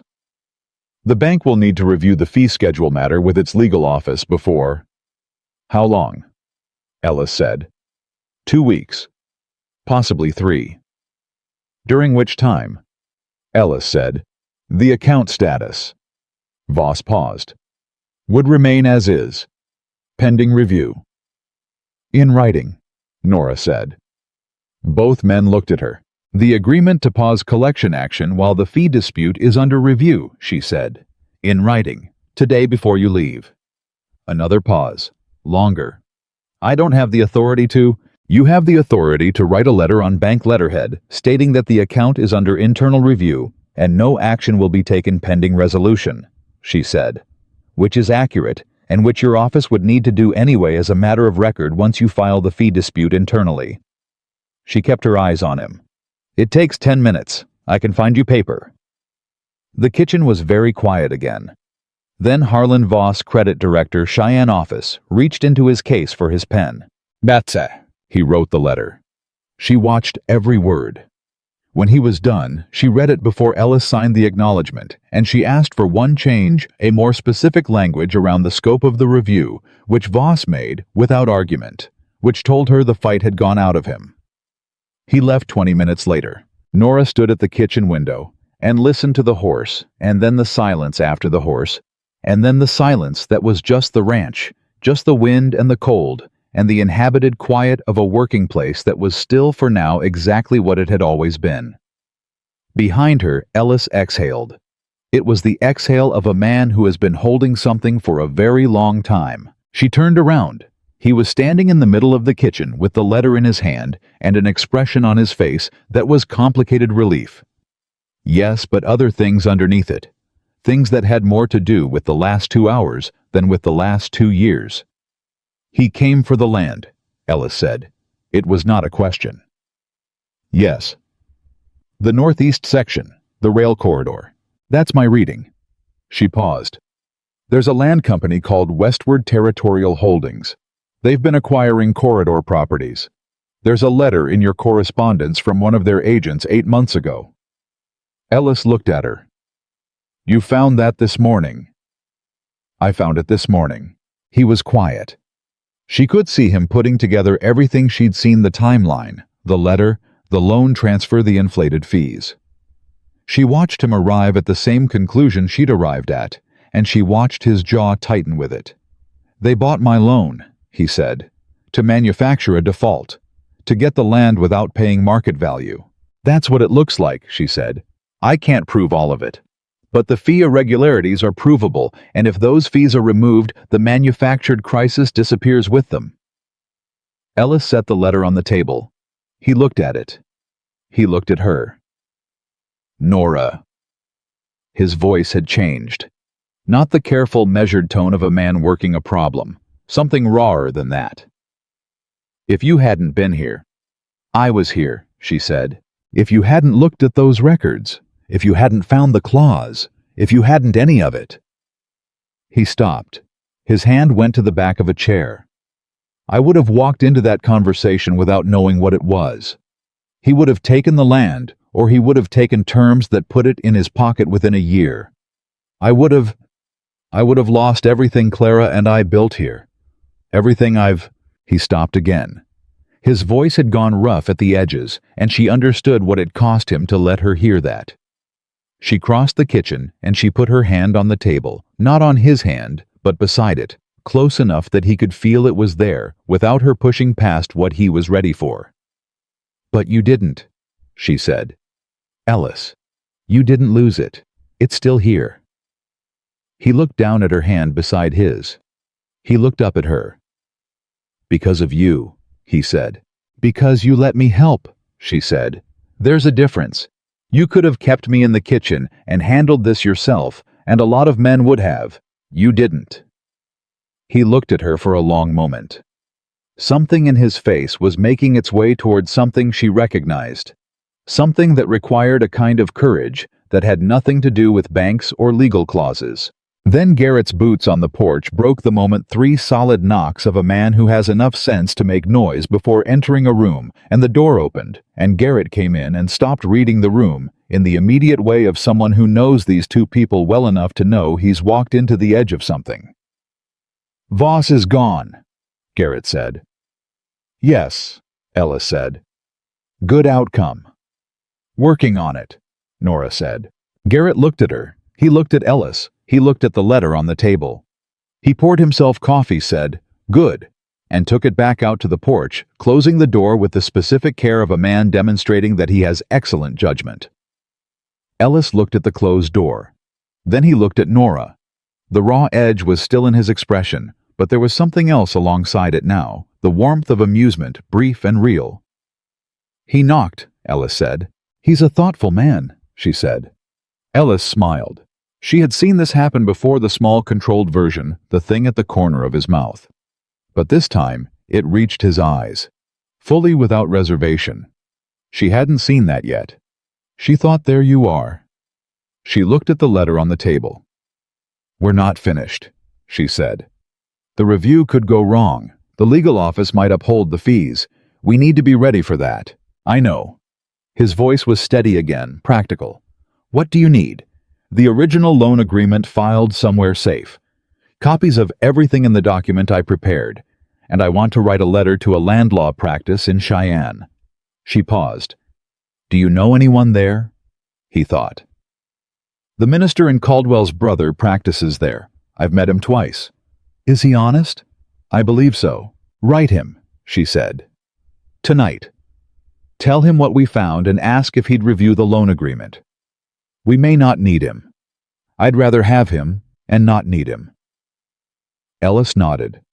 He picked up the bank letter. He held it for a moment. Then he said quietly, "You know this ranch better than I do in some ways. The numbers, the contracts, the shape of it." He looked at her. "How did that happen?" She considered the question. "I paid attention," she said. "And I cared what happened to it. Why?" The word came out simply, genuinely, not demanding, just a man who wanted to understand. She looked at him steadily. "Because it mattered to you," she said. "And you started to matter to me. Earlier than was probably wise." The kitchen held very still.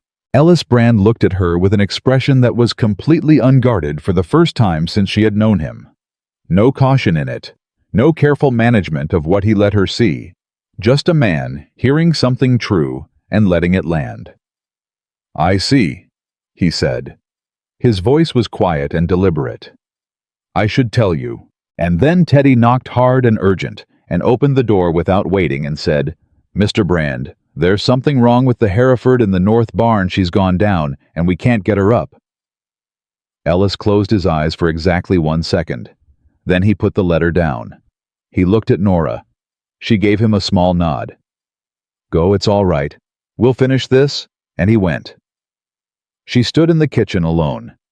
She put both hands flat on the table and breathed. She had said it. She had said it out loud, not entirely on purpose, but she had said it, and it was true, and she did not want to take it back. She was afraid of what he'd been about to say when Teddy knocked. She was more afraid that she wasn't afraid enough that the thing she'd been keeping at a careful distance had walked up to her while she was busy and was now standing close enough to touch. She started on supper, hands busy, mind occupied. The specific discipline of a woman who has learned to do the next thing when the current thing is too large to hold. But the kitchen was warm. It was warm in a way that had nothing to do with the stove. Ellis came back 2 hours later. The Hereford was all right. A bad fall, nothing broken. She'd need watching, but she would recover. He came in, tired coat still on, and stopped in the kitchen doorway. Supper was on the table waiting. She'd held it. She'd known he'd come back hungry, and she'd held it. He looked at the table. He looked at her. He took off his coat. He sat down. He picked up his fork. Then he said without looking up, "You said you cared what happened to this ranch because I mattered to you." She was at the stove. She didn't turn around. "I did say that." "Earlier than was probably wise was how you put it." "Yes." "I've been unwise in the same direction," he said, "for longer than I've admitted to myself." She turned around then. He was looking at her. Directly, completely the way he'd looked at her over the fence on that first day. But different, because on that first day, he'd been trying to understand what was in front of him, and now he understood it and was simply letting her see that he understood it. "I don't know how to do this well," he said. "I've been alone long enough that I've forgotten how to say things while there's still time to say them." "You're saying it now," she said. "I am," he agreed. "Is it—" He stopped. "Is it too late to have started sooner?" She looked at him for a moment. The man who had asked her a quiet question at a fence post and changed the direction of her life. The man who had read her ledger analysis without defensiveness and ridden with her to Caldwell and listened to her with the full attention of someone who took her seriously. The man who put his spot at the end of the table closer to her side without saying a word about it. "No," she said. "It's not too late." He exhaled. Once. The second exhale she'd seen from him today, and this one undid something in her chest that she hadn't been sure would ever come undone again. "Good," he said. "Sit down then. Eat with me." It was not poetry. It was not a declaration. It was a man asking a woman to sit at his table and eat supper with him, which was the most specific and domestic and real thing he could have said, and she loved it for exactly that reason. She sat down. They ate supper together at the kitchen table, while the wind moved around the house, and the stove ticked, and the ranch held its ground in the dark, exactly as it had been built to do, with someone at last paying proper attention. They wrote the letter to the Cheyenne attorney that same night. Ellis drafted it at his desk, while Nora sat across from him and told him what to include. Not the emotional version, not the story of a man who'd been maneuvered by a bank with a land agenda, but the clean, factual version. The one that a lawyer would need. The loan date, the transfer date, the 3 unauthorized fee categories, the specific clause in the original agreement that contradicted them, the dollar figure of the discrepancy. She dictated and he wrote, and when it was done, she read it over once and said, "Add the name of the land company." And he looked at her and then added it without asking how she'd connected that particular thread, because by now, he knew she didn't make connections without grounds for making them. He sealed it. He would send it to Caldwell with Garrett in the morning. They sat for a moment after both of them, feeling the particular stillness of people who have done what can be done for one day and are now waiting for the world to respond. "What's the worst outcome?" Ellis said. Not anxiously practically. He was a man who preferred to look at worst outcomes directly rather than let them come at him sideways. She thought about it honestly. "The legal office upholds the fees. The attorney in Cheyenne tells us the clause doesn't hold the way I've read it. Voss comes back with the full figure and a shorter timeline. And then we fight it differently. A foreclosure proceeding is public. A public sale means you recover the difference between the debt and market value. They don't want that a public sale would expose what they were trying to do. They want a quiet title transfer, which is why they built the loan the way they did." She paused. "If we make enough noise, the thing they're trying to do quietly becomes very loud. That's leverage." Ellis looked at her for a long moment. "You've thought through the whole board." "I've been thinking through the whole board since I read that land company letter this morning." He nodded slowly. Then, with the slight shift in his expression that meant something had moved in him that had nothing to do with strategy. "You're not afraid of any of it, are you?" "I'm afraid of all of it," she said. "I just don't let it make the decisions." He looked at her the way he'd looked at her at supper, directly, and without the usual careful management, and then he looked at the sealed letter on the desk. "Get some sleep," he said. "You've been working since before I got up this morning." She stood. She was tired in a way that went all the way down. "So have you." "I'll be up a little longer." She stopped at the door. She looked back at him, the lamplight on his face, the letter under his hand, the expression of a man who had more to carry than he ever said, and was carrying it better than he had been 2 months ago. "Ellis," she said. He looked up. "It's going to be all right," she said. Not as comfort, as her honest assessment of the odds. He held her gaze. "I know," he said, and then quieter, "because you're going to make sure it is." She went to bed and slept harder than she had in weeks. Garrett rode to Caldwell the next morning with the letter and came back that afternoon with a response that was faster than any of them had expected. Not from the attorney who wouldn't have received it yet, but from the church minister's wife who had apparently spoken to her brother-in-law by telegraph that very morning about a different matter entirely, and mentioned in passing that a woman at the Brand Ranch had found irregularities in a bank loan document. The minister's wife was named Helen Pratt, and she arrived at the ranch at 4 o'clock in the afternoon in a buggy. She drove herself with the specific energy of a woman who has information and intends to deliver it personally. She came into the kitchen. Everyone came into the kitchen. Nora had long since stopped being surprised by this, and sat down without ceremony and said, "My brother-in-law knows the name Harlan Voss." Nora poured coffee. "How does he know it?" "Professionally." There are 2 other properties in the territory where Voss's office has initiated collection proceedings in the last 18 months. Both involved loan transfers from regional banks. Both involved land near the rail corridor. Helen Pratt looked at Nora with the clear assessing gaze of a woman who deals in information and knows its value. In one case, the farmer accepted restructured terms that included a land transfer. In the other, the farmer simply left. Walked away from 30 years of work because he didn't know he could fight it. The kitchen was very quiet. Ellis, who had come in from the barn when Garrett mentioned there was a visitor, was standing near the door with the stillness of a man absorbing something large.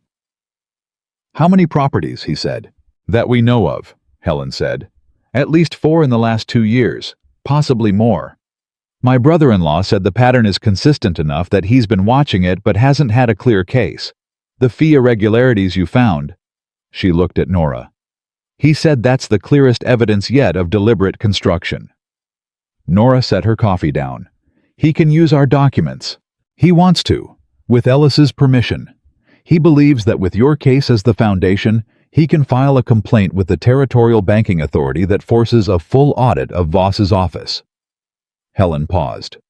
"He also said, and I want to be direct about this, that it will take time and it will make Voss uncomfortable, and uncomfortable men with institutional backing sometimes push back hard before they fold." She looked at Ellis when she said that last part. Ellis looked at Nora. Nora said, "Tell your brother-in-law yes." Ellis said, "Yes." Helen Pratt finished her coffee, declined the supper invitation with genuine regret, and drove herself back to Caldwell in the dark. At the door she stopped and looked at Nora and said quietly, so that Ellis on the other side of the room couldn't hear, "You have a good head, and you used it well. That man would have lost everything without you knowing what to look for." "He would have fought for it either way," Nora said. Helen looked at her for a moment. "Yes, but fighting blind is a different thing from fighting with someone beside you who can see." She buttoned her coat. "Don't be careless with that, what you've got between you. Don't let the practical business of it crowd out the human business." She left before Nora could answer.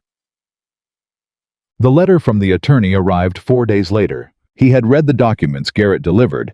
Ellis had sent copies the same day Helen Pratt visited, and his letter was 3 pages of the most precise legal language Nora had read since the loan agreement itself. His conclusion was unambiguous. The 3 fee categories were not authorized under the original loan agreement. The clause she had identified was clear. The discrepancy constituted an unlawful addition to the debt, and any collection action based on a figure that included those fees was in his considered opinion without legal foundation. He would represent Ellis Brand in the matter at a fee that was fair and structured to be paid once the situation was resolved. He also included on the last page a note that was less formal than the rest. The woman who organized these documents understood precisely what she was looking for and precisely why it mattered. In 20 years of practice, I have seen ranch families lose land to exactly this kind of manufactured crisis because they did not have someone in their corner who knew the difference between what a document says and what it means. You are fortunate. Do not waste it. Ellis read the letter at the kitchen table that evening. He read it once, then again. Then he put it down and looked at the wall for a moment. Then he looked at Nora. "He said you understood what you were looking for," Ellis said. "I grew up watching my father deal with men who write contracts with one meaning on the surface and another one underneath," she said. "He taught me to read the underneath." "Your father was a careful man. He was a suspicious man," she said, "which in certain circumstances amounts to the same thing." Ellis looked at the letter again. Something had shifted in his face over these last days, a settling, a laying down of something that had been held in tension for a long time. Not relief exactly, because the situation wasn't over yet, but a kind of solid ground under him that he hadn't had before she'd found that clause, before Helen Pratt had come with her information, before the attorney had written 3 pages of confirmation. "What do you want?" he said. It came out simply out of what seemed like nowhere, the way the real questions do when someone has finally cleared enough ground to ask them. She looked at him. "From the situation with the bank?" "No," he said. From this. From the life in front of you." "What do you want, Nora?" She thought about it honestly, the way she did everything. Not the safe answer, and not the reckless one, but the true one. "I want work that uses what I actually have," she said. "I want to be somewhere I can build something that lasts longer than a season. I want to stop losing things." She paused. "And I want to not be alone in the way I've been alone since Daniel got sick. Not the practical alone, I can manage that, the other kind." He was watching her. She kept going because she had started, and stopping now would be worse. "I want the thing that's been happening in this kitchen for 2 months to be what it actually is," she said. "Not managed. Not kept at a careful distance because the timing isn't right or the situation is complicated. I want it to be what it is." The kitchen held that. Ellis stood up from his chair. He came around the table, and he stood in front of her, and he was close enough that she had to look up to see his face, and what was in it was the same thing she'd seen the night Teddy knocked on the barn door, the unguarded thing. But there was no door about to open now, and no Hereford gone down, and no bank letter to interrupt them. "I should have said this weeks ago," he said. "You're saying it now," she said. Same as she'd said before. "I am." He lifted his hand and he touched her face, just his thumb along her jaw. Careful and deliberate, the touch of a man who is not being impulsive, but has thought about this and decided it's right. "I love you," he said. "I know that's a plain way to put it." "It's the right way," she said. Her voice was not entirely steady. "I want you to stay," he said. "Not as my cook, not as my bookkeeper, as my—" He stopped. His jaw worked. "I don't have a graceful way to say this." "Then say it plainly," she said. "That's how you say everything that matters." He looked at her. "Stay as my wife," he said. "If you'll have me. If that's—" He caught himself. "I'm not asking because of the bank or the ledger or the situation. I'm asking because I haven't wanted to come home to a place this much since Clara was alive, and what I've realized is that it's not the place. It never was the place." She reached up and put her hand over his, where it rested against her face. "Yes," she said. "That's my answer. Yes." Garrett knew before they said a word. He knew because he came in for breakfast the next morning and looked at the two of them in the kitchen, Ellis pouring coffee, Nora at the stove, the ordinary geography of the morning rearranged in some way that was invisible and completely legible, and he stood in the doorway and said, "Well," and then poured his own coffee and sat down. And that was the entirety of the announcement. Teddy knew because Garrett told him which Nora suspected within the hour, and confirmed when Teddy came in with his hat literally in his hands, and said with the earnest formality of a young man who has decided an occasion is important, "Mrs. Cassidy, I mean, congratulations. We're all real glad." She said, "Thank you, Teddy. Sit down and eat your eggs." He sat down. He ate his eggs. Then he said to his plate quietly, "My biscuits never were any good anyway. It's better this way." She felt something bright and unexpected move through her. She turned back to the stove before he could see her face. 2 weeks after that morning, the telegram from the attorney arrived. The Territorial Banking Authority had accepted the complaint and opened a formal audit of Voss's office. Pending the audit, all collection proceedings initiated by that office were suspended. Ellis Brand's account, along with the accounts of 3 other ranch families, was placed in a review status. That meant no action could be taken against any of them until the audit was complete.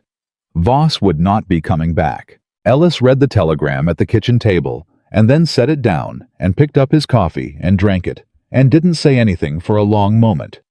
Then he said, "It's over." "The audit isn't over," Nora said practically. "The threat is over," he said. "The thing that was hanging over this place. It's done. She sat down across from him. He was right. The formal resolution would take months.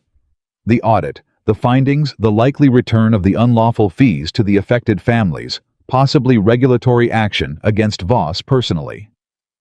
But the immediate threat, the constructed crisis, the plan that had been designed to take this land quietly, while Ellis Brand didn't know what was happening to him, that was done. She thought about the morning she had walked out of Caldwell with nothing. She thought about the fence post and the cold and the quiet question from a man on a gray roan horse. She thought about the kitchen as she'd first seen it, neglected, accumulated without a woman's attention, and she thought about it now organized and warm and the center of a house that had come alive again. She thought about Clara Brand's Dutch oven on the stove finally being used for what it was made for. She thought about a man who had said "I love you" in the plainest way possible and meant every syllable. "Ellis," she said. He looked at her. "The northeast acreage," she said. "What would you do with it if you could do anything?" He thought about it. "Expand the herd. We're running below what that land can carry. In 3 years, if the feed management holds, we could increase the annual yield by—" "That's the practical answer," she said. He stopped. He looked at her with the look that meant she had said something that went deeper than he'd been going. "What's the other answer?"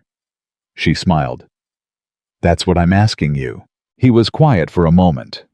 Then slowly, "There's a spot on that acreage where the land rises toward the north. You can see most of the ranch from there. The first spring I was on this property before I owned it, I used to walk up there in the early morning." He paused. "I thought about building something up there someday. Something small, not practical, just somewhere to stand and see the whole thing." She looked at him. "Then that's what we'll do," she said. "After the herd is expanded and the yield is where it should be, we'll build something up there." He looked at her for a long moment. "You said we." "I did," she said. He reached across the table and took her hand. Not dramatically, just the solid, certain grip of a man who has finally stopped letting the best things pass by while he was busy being careful. "All right," he said. December came in fully then, with the first real snow of the season. It came overnight, the way the best and worst things do, quietly, without announcement, transforming everything before anyone had decided whether they were ready. She woke to the specific silence of a world that has been covered, and she lay still for a moment and listened to it and felt the particular quality of a morning that has been changed by something permanent. She dressed and went to the kitchen and started the stove and made the coffee and looked at the window where the light came in different, softer, reflected the light of a world that had decided to be white for a while. Ellis was up 20 minutes later. He came in and stood at the window for a moment looking out. "First hard snow," he said. "Yes." He poured his coffee. He stood beside her at the stove. They were close enough that their shoulders were nearly touching the easy proximity of people who have stopped needing to calibrate the distance between them. "The men will need the west barn checked," he said. "I know. Go. Breakfast will be ready when you come back." He looked at her. Something in his face was very simple and very full, the expression of a man whose life has, after a long, difficult passage, arrived somewhere he recognizes. He put his coffee down. He kissed her forehead, careful and warm and deliberate. And then he went out. She stood at the stove and held that feeling for a moment, the way you hold something you're not sure you deserve, and then realize the deserving is not the question. The question is what you do with it now that it's yours. She made breakfast. That evening, the snow still falling in the soft, unhurried way of a storm that has all the time in the world, they stood on the porch together. She had her coat on and her good boots, both whole now, no holes, and Ellis stood beside her with his shoulder touching hers, and they looked at the ranch in the white and the quiet. The barn was lit from inside. The bunkhouse, too. Somewhere in there, Teddy was probably burning his biscuits as a backup plan. She had made enough bread to carry them through breakfast, and she'd told him so. But Teddy was a belt and suspenders person when it came to food, ever since the weeks before she arrived, when there had not been enough of it. Garrett would be at his bunk reading the almanac he kept beside it, planning the next month the way he always did, quietly, methodically, with the satisfaction of a man who likes to know what's coming. The ranch was full and working and warm in all the places that mattered. Ellis said, "You've been here 3 months." "Yes." "It seems longer." "Good longer or bad longer?" He turned to look at her. "Like it was always this way," he said.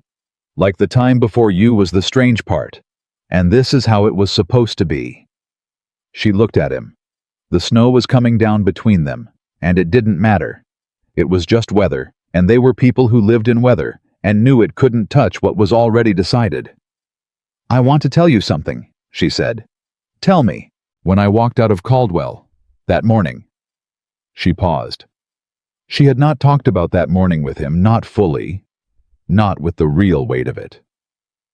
I was not sure I was going to be all right.